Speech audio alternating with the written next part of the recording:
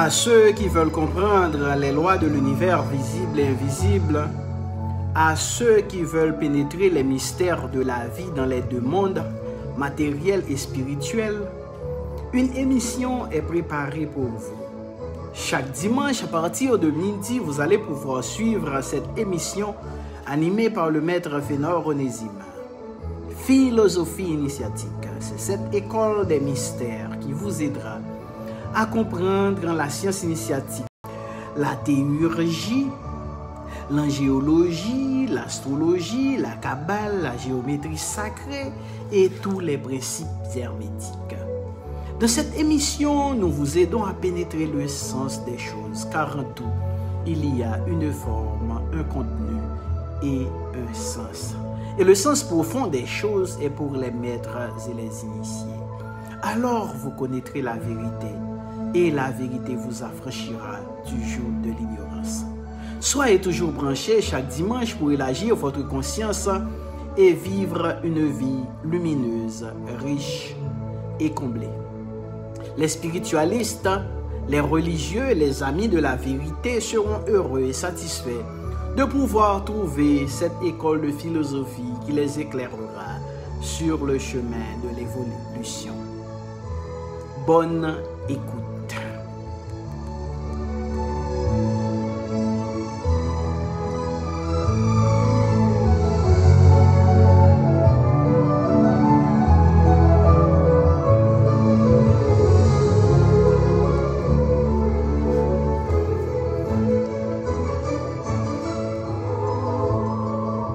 Maître de l'univers qui a régné avant que rien ne fût créé, c'est par ta volonté que tout s'accomplit. Et quand toute la création aura cessé d'être, tu régneras toujours avec gloire. Tu nourris les vivants par amour, tu fais revivre les morts. En ta miséricorde, tu redresses ceux qui tombent. Tu guéris les malades, libères les captifs. Tu tiens ta promesse envers ceux qui dorment dans la poussière. Qui est comme toi, maître de la puissance, et qui te ressemble, roi qui fait mourir et revivre et germer le salut? Tu es fidèle garant pour la résurrection des morts. Illumine les cœurs qui écouteront ces paroles de lumière à cette émission de philosophie initiatique. Avec un profond respect, je prononce le mot Amen.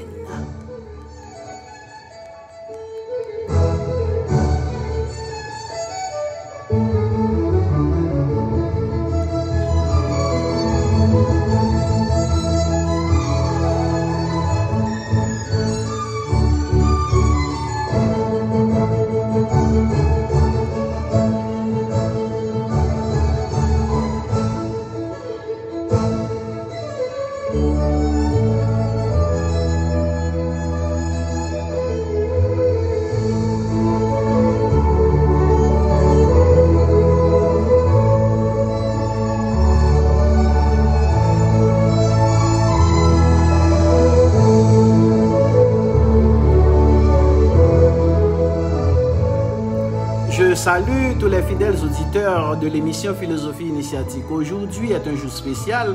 Oui, un jour spécial parce que c'est la fin de l'année et c'est le dernier jour de l'émission Philosophie Initiatique.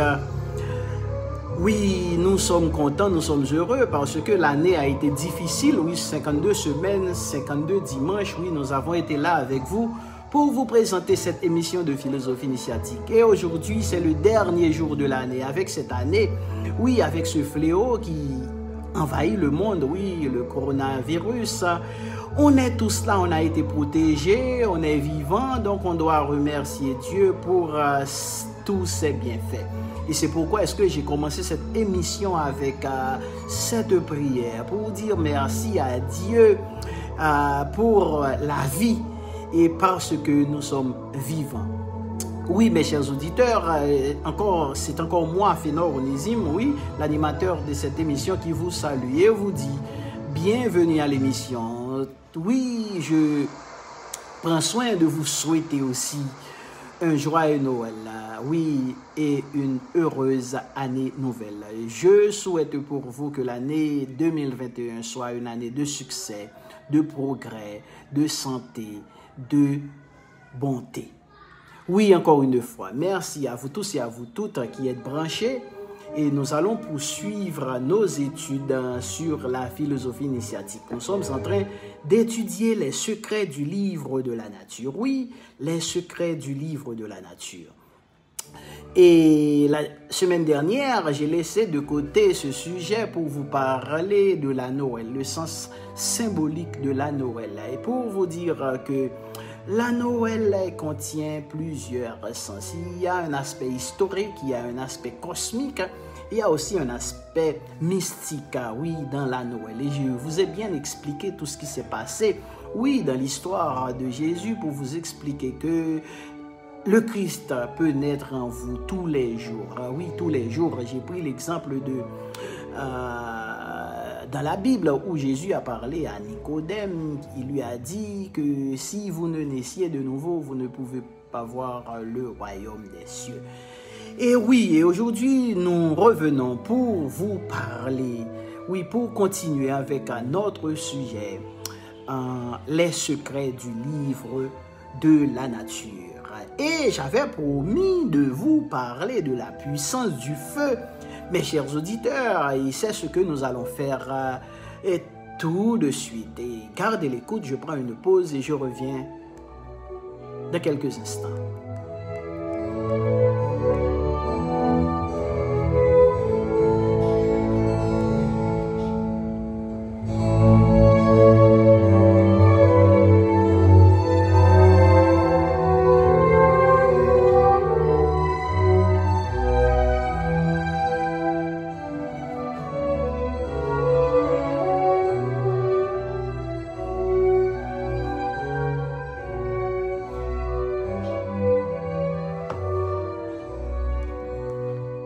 Oui, mes chers auditeurs, les secrets du livre de la nature.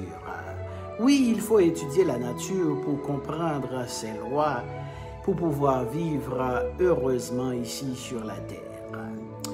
Le livre de la Genèse commence, oui, le premier livre de la Bible que les chrétiens utilisent. Oui, la Genèse commence par le récit de la création du monde. Mais avant de décrire comment sont apparus tous les éléments de l'univers, le soleil, la lune, les étoiles, la végétation, les animaux, l'homme, Moïse écrit une phrase dont seuls les initiés peuvent comprendre la signification et la profondeur. Il dit que « Et l'Esprit de Dieu se mouvait au-dessus des eaux. » Pourquoi au-dessus des eaux? Parce que l'eau, mes chers amis, représente la matière cosmique originelle que l'Esprit de Dieu, le feu primordial, a pénétré pour la fertiliser. L'eau est donc le symbole de la matière première qui a reçu les germes fertilisateurs de l'Esprit qui représente le feu. Donc l'eau, c'est elle, la matrice de la vie. La vie est sortie de l'eau grâce au principe du feu qui a mis cette matière en mouvement. Donc sans l'action du feu, aucune vie n'est possible. Par elle-même, l'eau, c'est-à-dire la matière, ne possède pas la vie. C'est le feu qui la lui infuse. La vie sur la terre est née aussi de l'action du feu, mes chers amis, et de l'eau. Portés par les rayons du soleil, les premiers germes de vie sont descendus sur la terre. Ils ont voyagé jusqu'à atteindre l'eau des océans qui les a accueillis comme une mer pleine d'amour et les a fait croître grâce à la lumière et la chaleur solaire. L'eau et le feu, mes chers amis, représentent donc les deux principes de la création. Nous avons étudié le principe de genre et j'ai pris l'exemple de l'eau et du feu pour vous expliquer ce principe dans l'univers. Oui, leur activité dans l'univers est symbolisée par la croix. J'avais pris cet exemple, figure d'une grande richesse de sens que l'on retrouve dans toutes les civilisations. La ligne horizontale de la croix représente l'activité du principe féminin. Oui, c'est-à-dire l'eau, qui a toujours tendance à s'étaler, à se répandre à la surface du sol, en occupant le plus de place possible. cherchant même des interstices pour s'infiltrer sous la terre et disparaître. Donc la ligne verticale de la croix représente le principe masculin, c'est-à-dire le feu, qui a au contraire tendance à se concentrer et à s'élancer vers les hauteurs.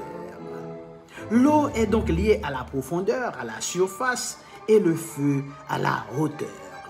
Donc ces deux directions inverses, horizontale et verticale, synthétisées par la croix, sont celles qui représentent le mieux l'activité des deux principes masculins et féminins dans la création et dans les créatures. L'univers, mes chers amis, est rempli de ce symbole. L'évangile de Saint Jean, oui, on est toujours dans la Bible, où est rapportée la conversation de Jésus avec Nicodème. Oui, Nicodème était docteur d'Israël. Un docteur, c'est quelqu'un qui a étudié beaucoup. Et une nuit, il vint trouver Jésus pour s'entretenir avec lui. Et c'est à lui que Jésus fit cette réponse sur laquelle tellement de théologiens se sont interrogés. En vérité, je te le dis, disait Jésus, si un homme ne naît d'eau et d'esprit, il ne peut entrer dans le royaume de Dieu. Ce verset présente des correspondances, mes chers amis, avec celui de la Genèse dont je viens de vous parler plus haut. Et l'Esprit de Dieu se mouvait au-dessus des eaux. Dans les deux cas, oui, dans le cas de Saint Jean et dans le cas de la Genèse, oui, c'est le même phénomène qui est évoqué, la naissance. La naissance de l'univers dans la Genèse et la naissance spirituelle de l'homme pour lesquels on retrouve les mêmes éléments. Le feu qui est l'esprit et l'eau qui est la matière. De même que l'univers, mes chers amis, est né du feu et de l'eau. Donc pour entrer dans cet état de conscience supérieure appelé le royaume de Dieu, l'homme doit naître aussi du feu et de l'eau. Car transposé dans le plan spirituel, le feu est la sagesse et l'eau est l'amour. Donc à travers ces quelques mots de sa réponse à Nicodème, Jésus a montré qu'il possédait lui aussi cette science, oui, cette philosophie initiatique de l'eau et du feu, qui est la science des deux grands principes cosmiques, masculin et féminin. Alors, vous voyez, après avoir étudié le principe de Jean, vous pouvez maintenant comprendre que le feu et l'eau sont vraiment importants dans la vie d'un homme, dans la vie d'un initié, dans la vie de celui qui veut comprendre les lois de l'univers. Et c'est pourquoi est-ce que je vous ai dit là, 2 semaines écoulées, que je vais étudier avec vous la puissance du feu. Oui, aujourd'hui, nous allons nous attarder sur le feu. Le feu nous révèle le plus grand mystère de la vie, la combustion. Car la vie n'est rien, mes chers amis, n'est rien d'autre que cela, une combustion. Aucune manifestation dans l'univers n'est possible sans la combustion d'une matière qui produit de l'énergie. Et c'est également vrai pour l'homme, la nutrition, la respiration, mais aussi le sentiment, la pensée sont des phénomènes de combustion. Il y a d'ailleurs dans le langage courant une expression très significative. Oui, donc quand quelqu'un fait des excès qui entraînent de trop grandes dépenses d'énergie, on dit de lui qu'il brûle la chandelle par les deux bouts. Vous voyez? Donc, mais bien qu'ils connaissent et emploient cette expression, la majorité des gens ne sont pas tellement attentifs à l'utilisation qu'ils font de leur énergie. Et par leur vie désordonnée, ils brûlent justement la chandelle par les deux bouts. Oui, mes chers amis, la puissance du feu, c'est ce que nous sommes en train d'étudier aujourd'hui. Mais pour vous aider à comprendre cela, il y a un métier surtout qui doit laisser sur nous beaucoup de traces. Et quelquefois, Il faut, mes chers amis, essayer de passer devant un atelier de forge pour être impressionné de voir comment le forgeron frappe à coups de marteau sur un morceau de fer incandescent pour lui donner une forme.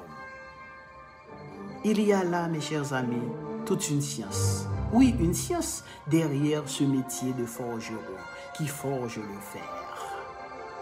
Et aujourd'hui, je voudrais tirer une leçon de ce travail chez le forgeron pour vous montrer comment nous utilisons la clé de l'analogie dans la science initiatique.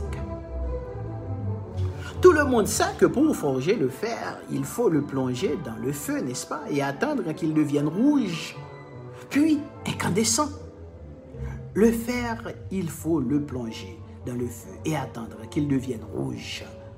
Et on ne s'arrête pas là. Oui, en général, pour déchiffrer le grand secret initiatique caché derrière ce phénomène. Et c'est partout, mes chers amis, une des pages les plus importantes du grand livre de la nature vivante. Oui, il faut comprendre comment la flamme peut-elle communiquer au fer sa chaleur et même sa lumière, vous comprenez? C'est un mystère. Le fer devient exactement rouge comme le feu, lumineux, rayonnant, brûlant. Lui qui était gris, le morceau de fer, terne, froid, dur, il se transforme maintenant et acquiert des propriétés nouvelles grâce au feu. L'homme, mes chers amis, est aussi comparable à du métal. Plus précisément à du fer, par exemple. Et un seul contact avec le feu peut le rendre rayonnant, brillant et chaleureux.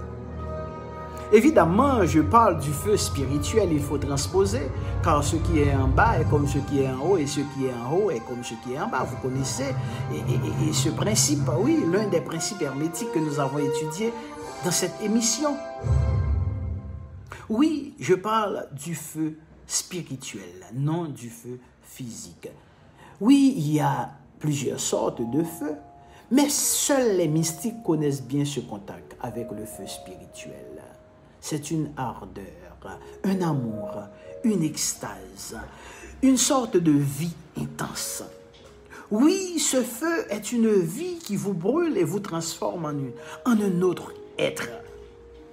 De même que le feu physique a la propriété de rendre le fer suffisamment flexible et malléable pour recevoir des formes nouvelles, de même le feu céleste, qui est l'amour divin, peut plonger l'homme dans un état spirituel où il se débarrasse de son ancienne forme, qui était dure, opaque, laide, pour en recevoir une nouvelle, lumineuse, rayonnante. Ce secret, mes chers amis, était connu de tout temps par les vrais mystiques, les vrais prophètes, les vrais initiés. Ils savaient trouver le vrai feu, qui est celui de l'âme et de l'esprit. Et en s'y plongeant, arriver ainsi à une étape de parfaite malléabilité. Puis frapper, marteler, afin de se donner une forme nouvelle, et enfin tremper le métal pour fixer définitivement cette forme. Voilà, encore mes chers amis, un détail qu'on n'a pas su interpréter dans le livre, dans le grand livre de la nature. Après avoir chauffé le fer à blanc, oui, il faut le plonger dans l'eau froide pour que la nouvelle forme devienne dure et résistante. Et cela est vrai aussi dans le domaine spirituel. Vous comprenez? L'eau froide, ce sont les épreuves, les difficultés de la vie. Donc le feu liquéfie les métaux et l'eau les durcit. Alors que pour la terre ici, dans le plan physique, c'est l'inverse. L'eau la rend plus meuble et le feu la dessèche. Voilà encore un aspect du langage du grand livre de la nature vivante. Je dois vous expliquer, mes chers amis, qu'il existe plusieurs types, plusieurs sortes de feux. Et on peut les classer en 3 catégories. Le feu physique, qui est visible, Oui, le feu qui nous brûle, qui consume, qui dévore les objets. Il y a aussi le feu astral qui nous brûle et nous tourmente. C'est par exemple le feu de l'amour humain, purement passionnel, sexuel. Et enfin, un troisième feu, qui est le feu divin.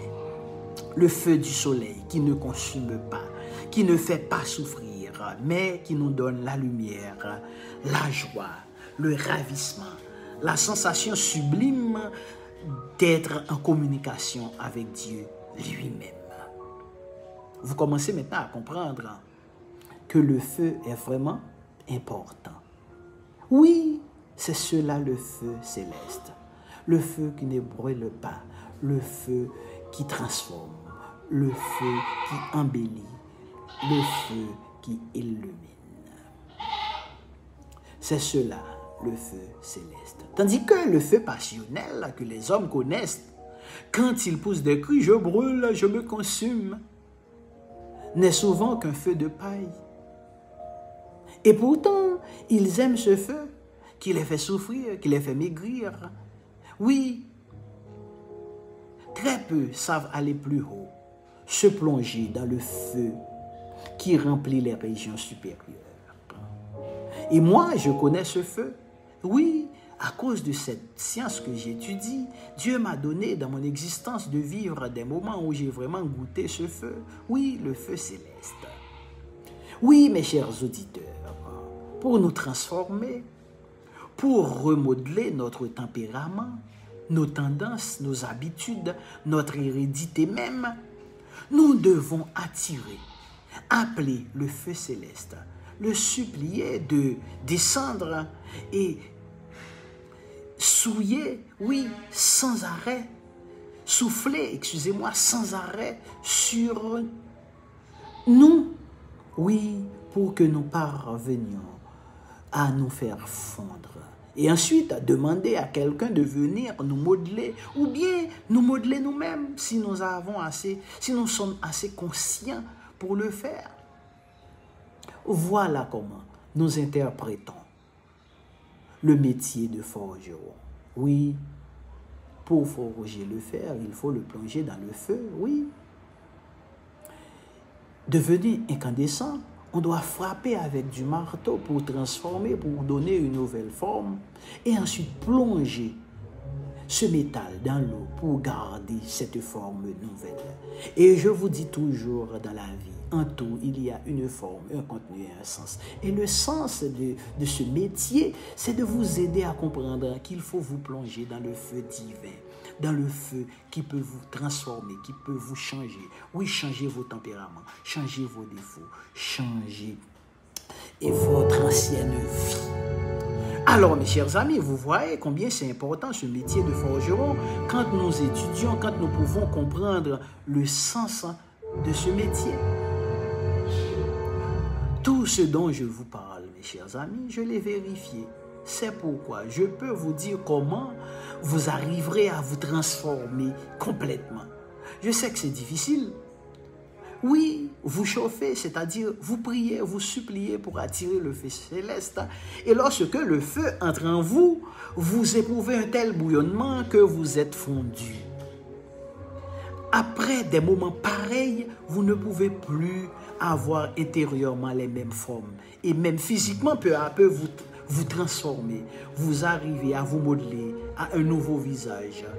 Et même votre environnement est changé.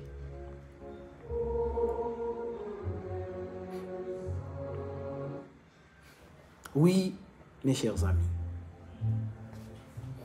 Oui, mes chers amis, tout ce que je vous raconte, je l'ai expérimenté. J'ai eu ce bonheur, ce privilège d'avoir connu, d'avoir goûté ce feu. Et c'est alors que j'ai compris que le feu pouvait fondre et changer les anciennes formes. C'est pourquoi vous ne devez souhaiter que le feu céleste. Pensez à ce feu, contemplez ce feu, jusqu'à ce qu'il vienne embraser et remuer votre cœur, votre être tout entier. Ne comptez pas sur les explications ou sur les lectures. Elles ne serviront à rien tant que le feu ne sera pas allumé en vous. Oui, pour vous faire vibrer, frictionner. Tant que le feu ne sera pas là pour faire de vous un être vivant comme le soleil. Car le soleil est un feu. Oui, le soleil est un feu. Et c'est pourquoi vous devez aller chaque matin voir le soleil pour établir le contact avec le feu céleste.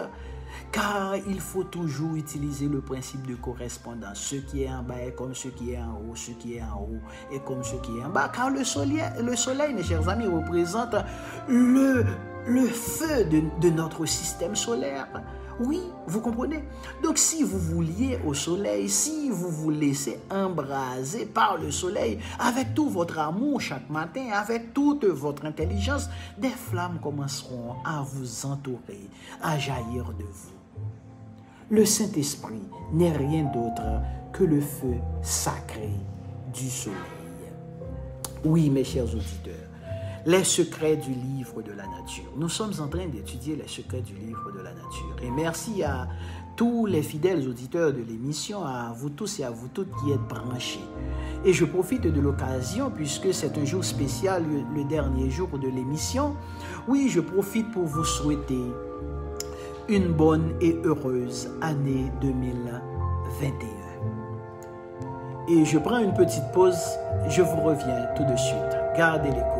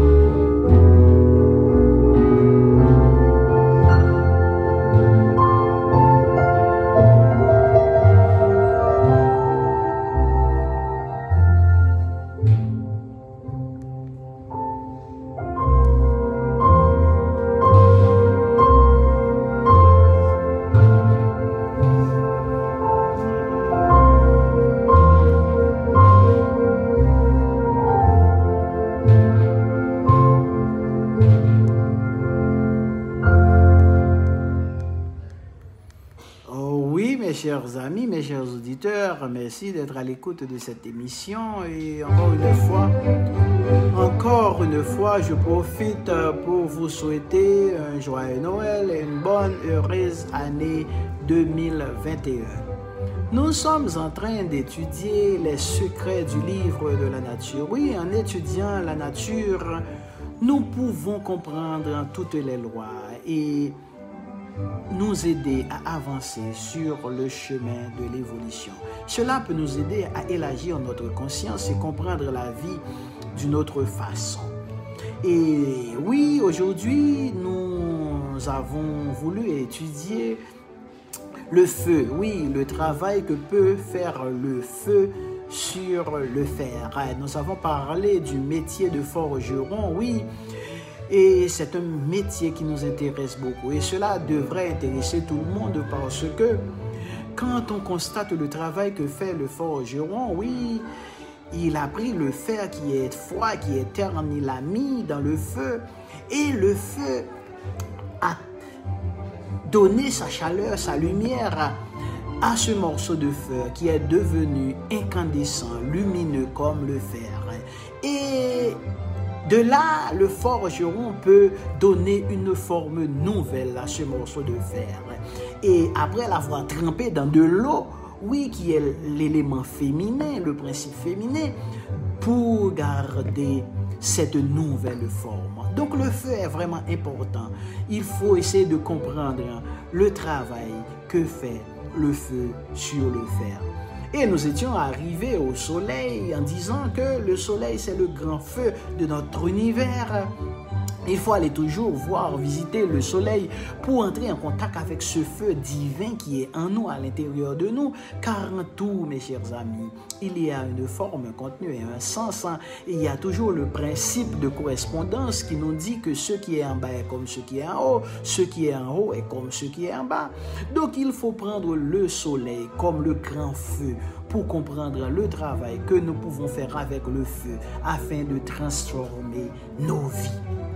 Oui, il faut toujours, mes chers amis, compter sur le soleil, car c'est le seul qui puisse vous communiquer ce feu intérieur, vous enflammer, vous faire brûler et briller.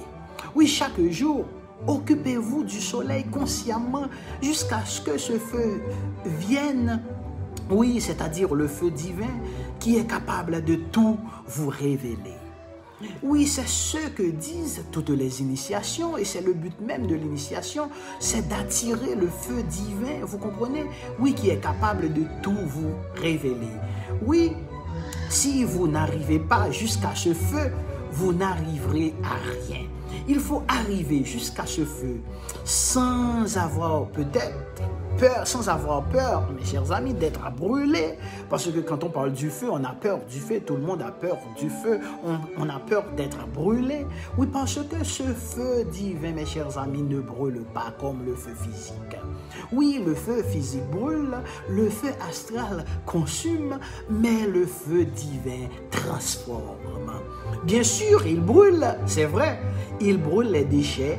Vous comprenez? Seulement les déchets, les impuretés qui sont en nous. Il ne brûle pas ce qui est pur, ce qui est noble, ce qui est divin, car l'étincelle divine en nous ne peut pas être brûlée par le feu divin. Vous comprenez? Un feu ne fait pas de mal à un autre feu. Il ne peut pas détruire ce qui est de même nature que lui. Donc vous comprenez, quand nous parlons de nous plonger dans le feu, nous n'avons rien à perdre. Il n'y a que les impuretés et les déchets qui vont être brûlés. Donc, pour ceux qui connaissent la Bible, oui, si vous lisez Ézéchiel, oui, le livre d'Ézéchiel dans l'Ancien Testament, ou bien si vous lisez Saint Jean ou d'autres prophètes de la Bible, vous verriez qu'ils racontent comment Dieu purifia leurs lèvres avec un charbon ardent. Quand on parle de charbon ardent, c'est un charbon qui contient du feu, vous comprenez? Là, il y a le feu. Ou bien il leur fit avaler un petit livre sous différentes formes. C'était toujours la même chose. Donc, par la respiration, par l'air, on reçoit un esprit appelé le Saint-Esprit, si vous voulez. Les hindous disent que c'est une sorte de prana céleste. J'ai parlé de prana dans mon émission. Le prana, c'est cette substance, oui, qui sort du soleil et qui anime, qui donne vie à toute la création. Et quand les hindous disent que le Saint-Esprit, c'est une sorte de prana céleste, c'est un feu. D'autres disent que c'est du feu ou bien de la lumière. Vous comprenez, le Saint-Esprit, c'est toujours la même chose. Peu importe comment on l'appelle, c'est un esprit que l'homme reçoit par l'air pur en respirant. Et c'est pourquoi certains enseignements initiatiques comme la nôtre donnent une telle importance à la respiration. L'inspire, l'expire. C'est le commencement et la fin.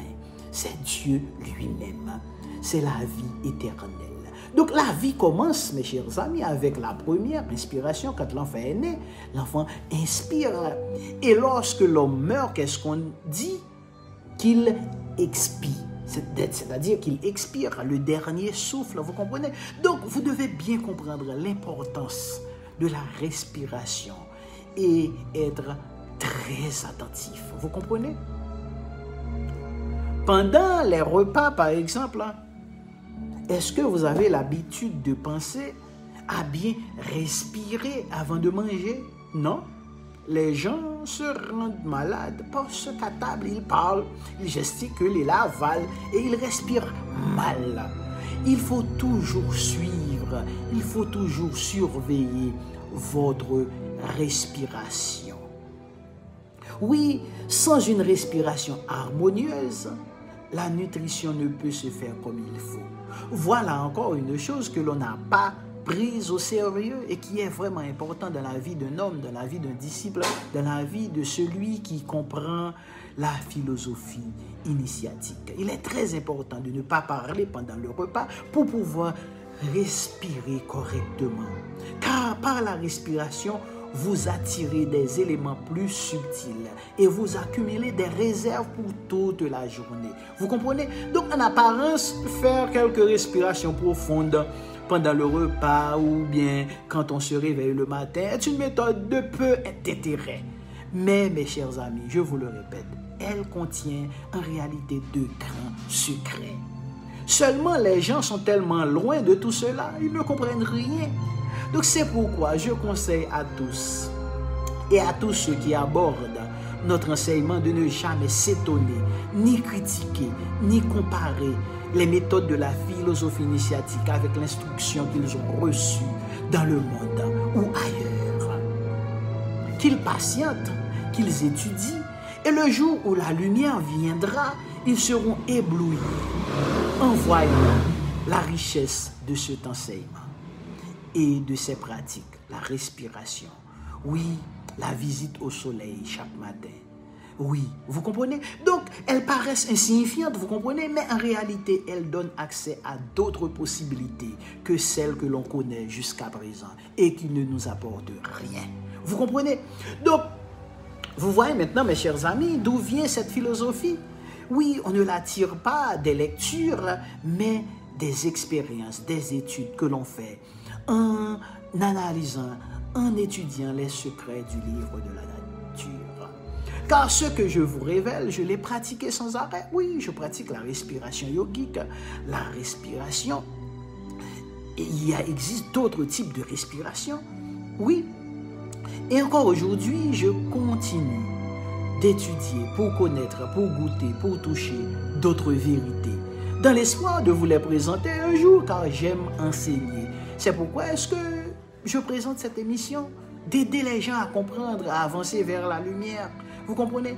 Alors faites-moi confiance, décidez-vous aujourd'hui, oui, à connaître la puissance du feu, surtout le feu céleste, à le sentir, oui, à lui posséder. Vous comprenez? Donc pour cela, concentrez-vous beaucoup plus profondément sur le soleil qui est le feu physique de notre système solaire. Oui, sur le feu qui remplit tout l'univers. Oui, centrez-vous, concentrez-vous, tâchez de comprendre sa nature, car le soleil, c'est la chaleur, la vie et la lumière. Vous comprenez? C'est la Trinité. Oui, c'est le représentant de la Trinité sur terre ou bien dans l'univers. Le soleil, c'est la lumière, la vie, la chaleur, comme le Père, le Fils, le Saint-Esprit. Alors, mes chers amis, vous voyez, tâchez de comprendre la nature du soleil, qui est ce grand feu. Oui, comment il vient jusqu'à nous pour nous remuer profondément et comment il peut nous communiquer ses propriétés. Il faut arriver à l'absorber, oui, car il y a dans le soleil cette substance qu'on appelle le prana. Oui, pour que les vieilles formes déjà durcies en nous fondent à sa chaleur et puissent être remodelées. Dans certains domaines, il faut travailler avec l'eau, car oui, les deux sont vraiment importants, car le principe féminin, le feu c'est le principe masculin et l'eau c'est le principe féminin. Et sans la présence de ces deux principes, il n'y aura pas de création. Vous comprenez? Car j'ai pris l'exemple de la Genèse où pour la naissance de l'univers, l'Esprit de Dieu se mouvait au-dessus des eaux. L'eau, oui, le feu et l'eau. Et dans le Nouveau Testament, j'ai pris l'exemple de Nicodème où Jésus a parlé à Nicodème. Il dit que si un homme ne naît de nouveau, il ne peut voir le royaume des cieux. Donc toujours, c'est la naissance de l'univers et la naissance de l'homme dans le plan spirituel. Donc toujours, il faut ces deux éléments, il faut ces deux forces, il faut ces deux principes, le feu et l'eau. Oui, dans certains domaines, il faut travailler avec l'eau parce qu'elle sait modifier tout ce qui est terre et pierre en nous. Mais pour tout ce qui est métal, comme le fer, c'est le feu qu'il faut employer. Et l'exemple de ce grand feu, le représentant de ce grand feu, c'est le soleil. Donc, mes chers amis, apprenez à vous servir de la puissance du feu céleste. Trop souvent, les humains se laissent brûler, tourmentés par l'autre feu, c'est-à-dire le feu astral, qui dégage une grande quantité de fumée et laisse beaucoup de cendres. Oui, la passion. Et il y a aussi le feu céleste qui ne produit pas de fumée et il ne laisse pas de déchets. Il donne seulement la lumière, la chaleur, la vie. Malheureusement, les hommes et les femmes préfèrent toujours déclencher le feu dévorant du plan astral et ils disent « Ah, je brûle d'amour, je brûle, je me consume d'amour. » Voilà, oh là là. D'ailleurs là, personne ne doute, personne ne s'étonne en leur demandant ce qu'est ce feu. Car tous savent comment ça se passe, vous voyez. Mais pour le feu céleste, vous ne trouverez pas beaucoup de candidats. Le feu astral, oui, le feu passionnel, oui, mais pour le feu céleste, pas trop de candidats. Donc, mes chers amis, je dois bien vous expliquer. Il existe 3 types de feu, 3 espèces de feu. En réalité, il en existe des milliers, mais pour simplifier, pour vous aider à comprendre, je les classe en 3 grandes catégories. Il y a le feu physique que l'on connaît, le feu physique, le feu qui brûle, qui ne discerne pas les bons des méchants, mais qui brûle tout et tout le monde. Vous comprenez? Ça, c'est le premier feu.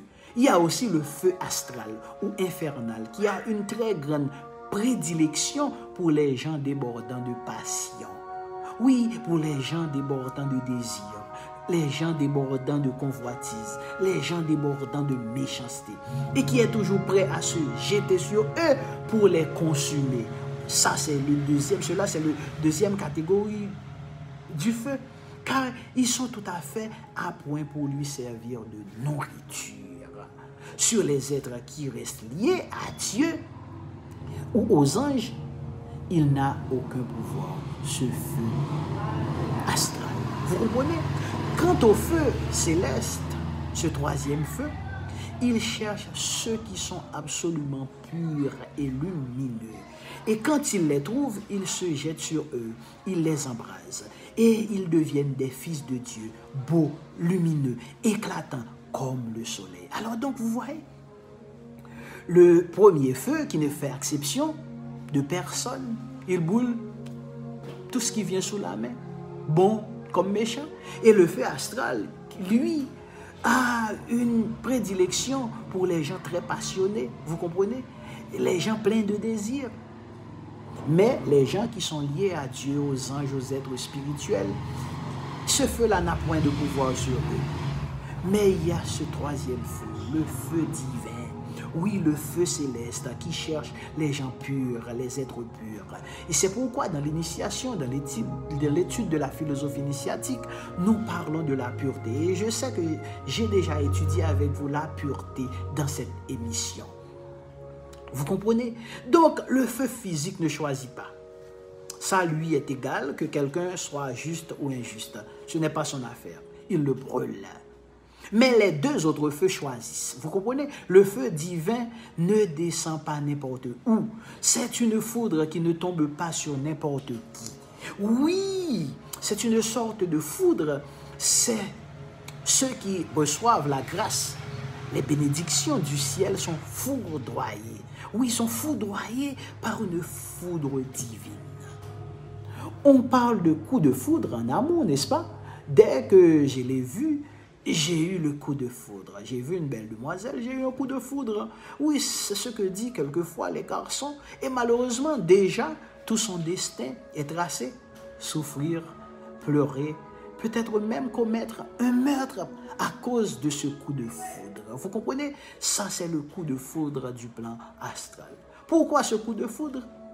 C'est pour apprendre certaines choses grâce à la souffrance. Vous comprenez?